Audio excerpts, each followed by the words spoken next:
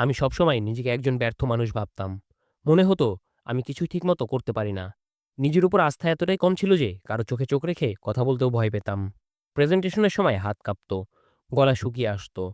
ভেতর থেকে একটা আওয়াজ আসতো, "তুই পারবি না, তুই হেরে যাবি। মানুষ হাসবে তোর উপর।" মানুষের সামনে নিজেকে খুব ছোট মনে হতো। নিজের সঙ্গে যুদ্ধ করতাম আর প্রতিবারই হেরে যেতাম। কিন্তু এরপর যা হলো তা আমার জীবনটাই পাল্টে দিল। একদিন আমি YouTube স্ক্রল করছিলাম। হঠাৎ একটা ভিডিওতে চোখ আটকে গেল। একজন বলছিল, "তুমি ঠিক তাই, যা তুমি নিজেকে ভাবো।" মনে হলো কথাগুলো যেন আমাকেই বলছে। সে একটা লাইন বলল যা আমার মনের ভেতরে গেঁথে গেল। "যতক্ষণ তুমি নিজেকে বিশ্বাস করো না, ততক্ষণ কেউ তোমাকে বিশ্বাস করবে না।" কথাটা আমার এতটাই মনে লাগলো যে সেদিন থেকে আমি নিজেকে বিশ্বাস করতে শুরু করলাম।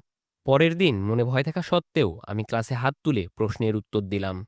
ভুল হয়েছিল, তবুও কেমন যেন নিজেকে বিজয়ী মনে হচ্ছিল। আমি জিমে গেলাম।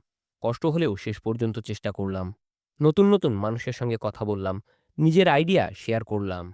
যখনই বাধায় আসতো এটা আমার দ্বারাই হবে না, তখনই নিজেকে বলতাম, না, আমাকে পারতেই হবে। নিজের সন্দেহকে প্রতিবার চ্যালেঞ্জ করতে শুরু করলাম। ধীরে ধীরে আমি নিজেই অবাক হয়ে গেলাম। সফলতা পেতে শুরু করলো আমার জীবন। আজ আমি এটা বিশ্বাস করি যে তুমি যা ভাবছো সেটা অবশ্যই করা সম্ভব। সাফল্যের পথে তোমার সবচেয়ে বড় শত্রু হলো তোমার নিজের সন্দেহ। তাই ওটাকেই সরিয়ে ফেলতে হবে। নিজের উপর বিশ্বাস রাখো আর দেখো কিভাবে তোমার জীবন বদলে যেতে শুরু করে।